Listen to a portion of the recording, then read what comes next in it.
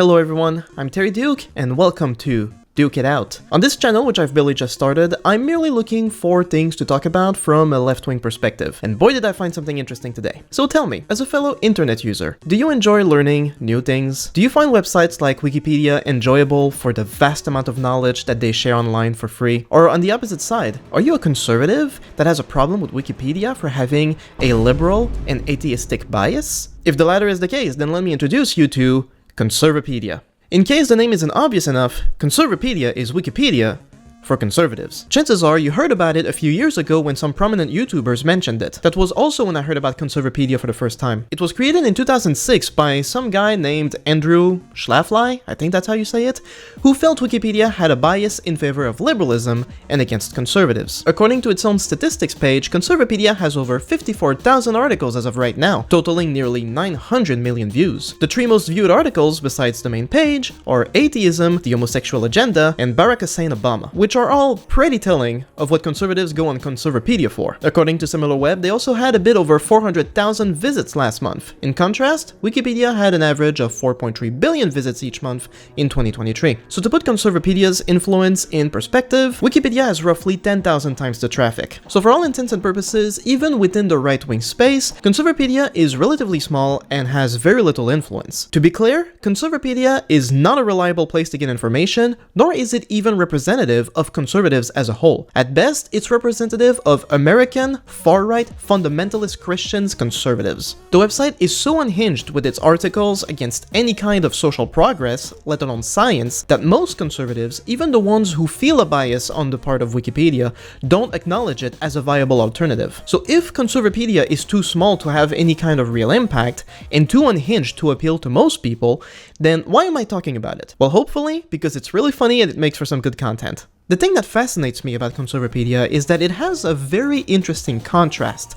On one hand, they are completely unhinged and have no real kind of process of fact-checking regarding their views, but on the other hand, they're still trying to pass off said views in an academic format of sorts similar to Wikipedia. This often leads them to cite very bad sources or completely misinterpret them, assuming they cite sources at all. They also tend to link every possible word to different articles they have, meaning reading a simple article could lead you down a spiral of reading a whole bunch of other articles, each worse than the next. So as the leftist going into this, I'm not trying to raise awareness of Conservapedia, nor am I really trying to debunk all of their articles, as this would take forever. Mostly I'm just having fun with the absurdity that is Conservapedia, and if this works out, well, who knows, maybe I could make a series out of this where I review a new article in each video. But that was a long intro, so let's get into it. For the very first time I make a video like this, I thought I would start with the bane of conservatives' existence, Bernie Sanders. Bernie Sanders has been the most popular Democratic senator within the American left for, well, since forever, basically. He ran for president twice, he got cheated out of the primary twice, and for all the negative characterizations coming from the right, and also from the rest of the Democratic Party, most of Bernie's standard views, like universal healthcare and taxing the wealthy, are actually pretty standard center-left positions anywhere else in the West. But that's Bernie Sanders. So what does Conservapedia has to say about him? Bernie Sanders is a Marxist, Leninist, communist, pro-inflationist, limousine, liberal elite millionaire, one-percenter, and demagogue who preys on naive and unsuspecting youth minorities and working people with class war hate speech.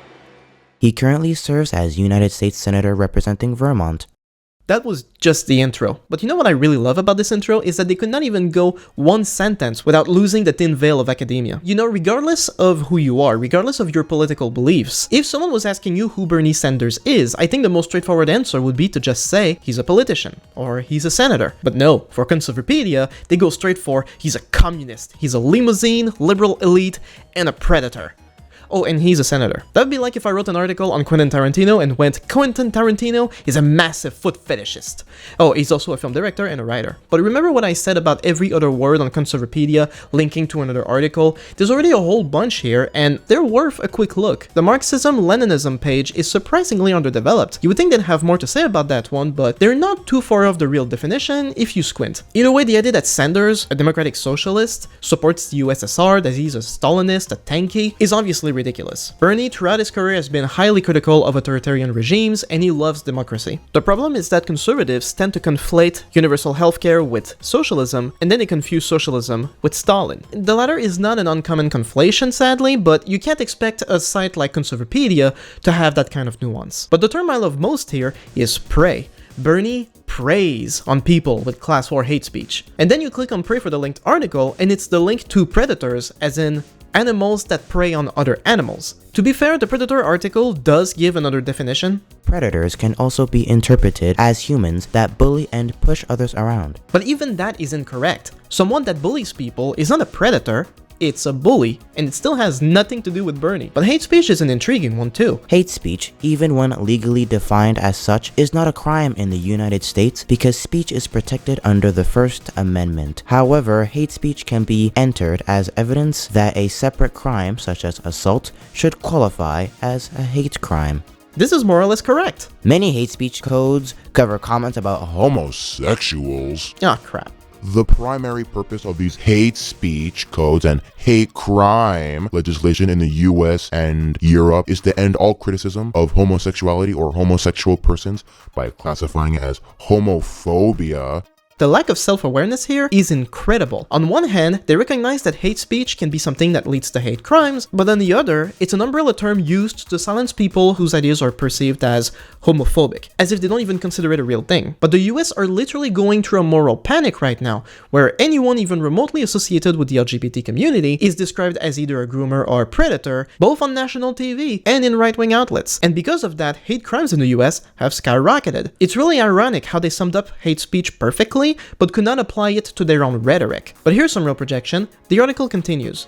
The left frequently uses the term hate speech in an effort to criminalize speech they personally do not like. Imagine not liking someone's views and calling it hate speech, like they just did right here with Bernie Sanders.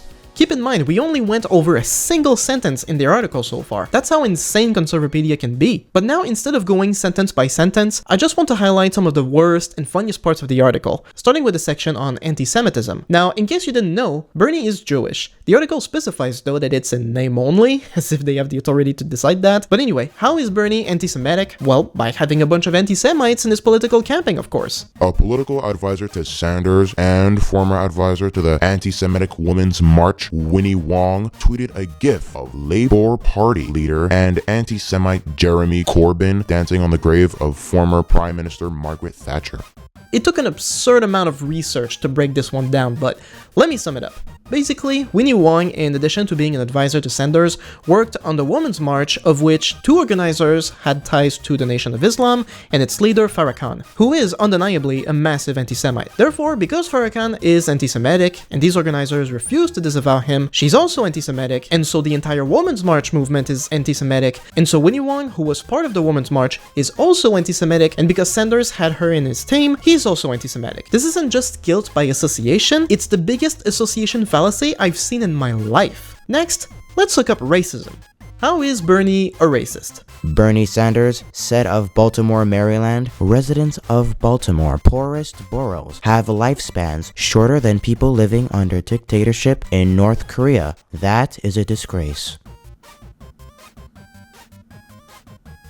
I'm sorry, where's the racism here? I really wanted to break this down from the perspective of Conservapedia to understand it, but it just doesn't work. This is just Conservapedia hating Bernie so much that they're trying to portray him as a racist, even when they have nothing to prove it. So how is this quote racist? Well, because Conservapedia put the word racism in bold right over it, and that's about it. Now again, the article is crammed with so much misinformation that debunking all of it would take forever. On the off chance that some conservatives show up in the comments to tell me, well, you addressed this, but you didn't address that, I know.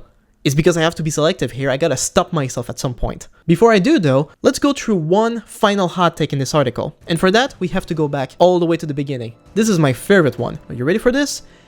Here we go. Sanders has openly advocated for the extermination and genocide of infants from the Third World. We don't have one source for this claim, we have three, and I really wanted to know how and when Bernie said that. The first source is a town hall article with a Twitter clip. Basically, Sanders was asked how he felt about the unsustainable population growth from the perspective of climate change. Here's his full response. Human population growth has more than doubled in the past 50 years.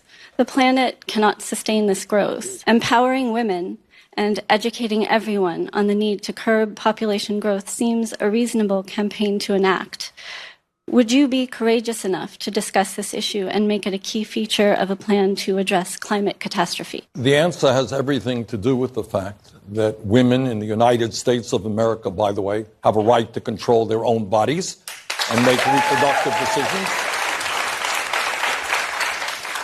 And the Mexico City Agreement, which denies American aid to those organizations around the world that allow women to have abortions or even get involved in birth control, to me is totally absurd. So I think, especially in poor countries around the world, where women do not necessarily want to have large numbers of babies, and where they can have the opportunity through birth control to control the number of kids they have, something I very, very strongly support. So Bernie said that access to contraception and abortion can help poorer countries where such things are hard to access, which is true, undeniably, but clearly people heard what they wanted to hear on that one. The other sources are covering that exact same clip and come to the same conclusion, and not coincidentally, all three links come from conservative sources. We got Town Hall, the Washington Examiner, and the New American. Now, climate change and abortion, granted, are very complex topics of their own. You can have your own personal values on abortion, that's fine. I'm not going to debate climate change because it's real, get over it. But here's the thing, and I think it goes without saying here, there's a big difference between saying contraception and abortion should be accessible in the third world and being in favor of genocide. This has got to be the funniest and most shameless piece of propaganda I've ever seen. Even the use of the word infant is its own level of insanity. Academically, infant is the word used for newborn babies, not the unborn. So not only is the sentence in Conservapedia implying that being pro-choice is being pro-genocide, they're also suggesting that Bernie Sanders is in favor of exterminating newborn babies. That's an incredible transformation from what he actually said to what Conservapedia wrote, but it goes to show it's always important to check the sources. In fact, the best way to debunk conservative lies is to check their sources. 99% of the time, they either made it up, misinterpreted it, or left things out. And when you look at the sources at the bottom of the article, it starts to make a lot more sense. Most of these sources link to explicit right-wing news sources, most famously Fox News and Breitbart News. It's actually pretty funny how the article tries to create a link between Bernie and Farrakhan through a bunch of different people, but here they are citing Breitbart, for whom one of their chairmen, Steve Bannon, explicitly told his girlfriend that he did not want their daughter going to a school with Jewish girls. That's the site they're citing, and they're accusing him of anti-Semitism. And they even cite themselves. So we have a source here, but it just links to another article called Left-Wing Violence in the Trump Era. And I tried searching that same sentence in that article by using keywords, but I could not find it anywhere at all. So instead, I ended up Googling the same sentence, and Google came up with 3 search results, 2 of which are from Conservapedia, and the other one is from a website called Course Hero. And it does seem like the sentence appears in that link, but if you want to read the full document, you have to become a paid member. But then going back to Google, I saw that the line came in another Conservapedia article,